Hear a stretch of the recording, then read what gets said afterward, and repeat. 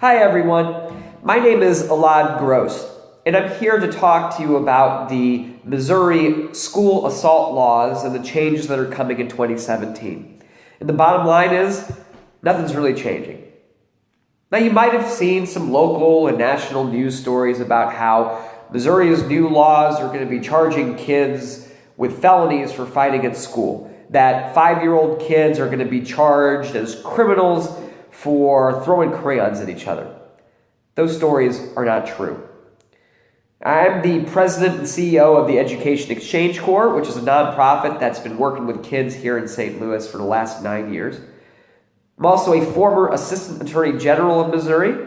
I know I look like I'm 16, but I'm actually an attorney, and I've worked with kids who have been involved in the criminal justice system. Now, I love charts. I love whiteboards. I love color-coding things. So here's what I did. Now, some of this stuff has been erased by some cats who like to walk on things, but for the most part, it's still intact. On this side of the board, you can see what the current assault charges are that are available in the law. And this is for the criminal law here in Missouri. There are other ones I've left out. I've simplified this a bit, but these are the ones important for our conversation. And then the one over here, this column is for what the laws are going to look like in 2017 and beyond. So after the changes are going to be implemented starting in 2017. Assault first, assault second, assault third. These things go in order. So assault first is the worst. That's why it's red.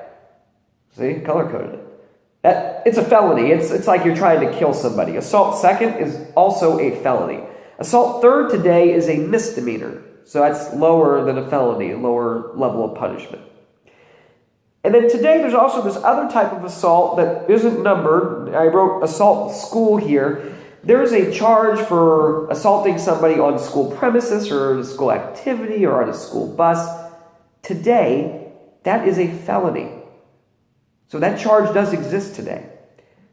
So technically, yes, a kid could be charged with a felony for fighting at school, but there are a lot of obstacles to get through before that ever happens, which is a good thing, I think. Now, in 2017 and after, you can see the colors are pretty much the same. The order is a little bit different because that's what's happening. So assault first is pretty much identical to assault first, still a felony. Assault second, the same as assault second. Assault third is actually going to become assault fourth. So assault fourth does not exist today. It will starting in 2017. And it's a misdemeanor charge, just like assault third is. So those stories that have been saying that kids have to be charged with a felony or anybody has to be charged with a felony, that's not true. There will still be a misdemeanor charge on the books. It will just be called assault fourth instead of assault third.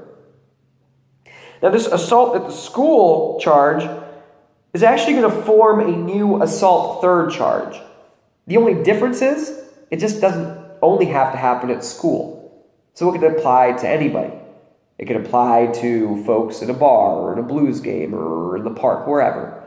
So first, just don't fight each other. That's just never good. But this lower level felony is going to exist now for everybody, not just folks at school. That's the only big difference here in terms of who can be charged with what. In terms of a kid fighting at school, nothing changes. This just expands who can be charged with a lower level assault felony charge. Other than that, nothing's changing. And for our kids, nothing's changing.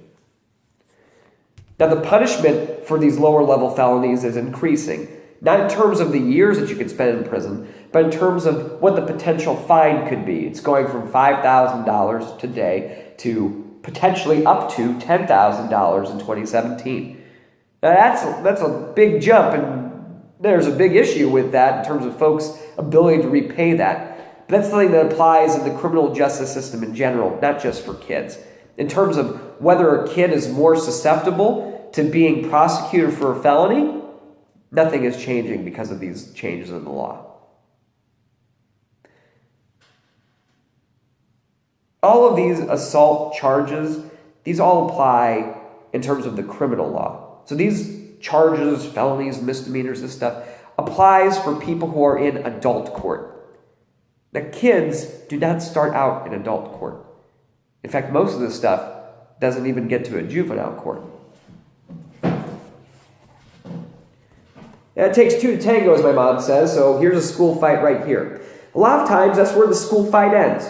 It's over. Finished. No one ever knows about it who's an adult. Sometimes an adult does get to know about it. Whether a kid comes in with a bloody nose or something else, an adult's going to find out. So kids, doesn't mean you get to go fight just because you can hide it, because someone's going to find out. So just don't do it. It's not worth it. Teacher, principal, staff member, that's usually where these things go at a school, right? And for these lower level types of school fights, oftentimes that's where it ends. Now sometimes a police officer has to get involved, especially for these serious types of assaults. And sometimes a police officer might already be at the school, so maybe the police officer was the first one to see it and told the principal. These things might be interchanged a bit.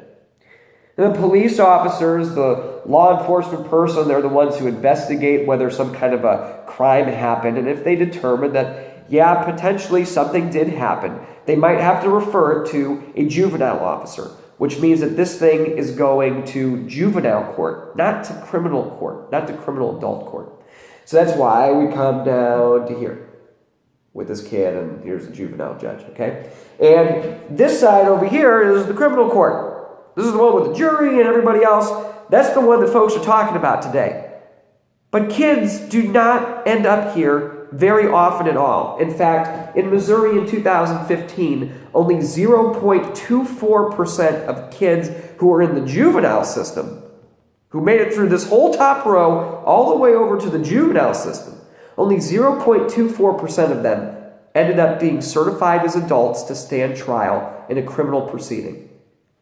And I haven't found any data saying that those are all coming from school fights, if any. I mean, a lot of these charges come from murder or something else, not from a school fight. So let's say you make it through this whole top row, police officer, everything else, you refer to a juvenile officer. A whole bunch of stuff can happen here. In juvenile court, it's supposed to be informal. It's supposed to be flexible to deal with the kid's needs. So maybe they just need to be talked to. Maybe they need to have supervision. Maybe they need to check in with somebody. Sometimes the process needs to be more formal. Sometimes the kid is having a lot of trouble and needs to get treatment. Whatever it might be, that's what juvenile court is supposed to take care of. There are problems in juvenile court, especially in Missouri. There's a lack of support. There's a lack of defense for a lot of kids in the system here. And that's a big issue, and one that I'm going to talk about in just a little bit. But in terms of the number of kids who are being prosecuted as criminal defendants, that rarely happens here in Missouri.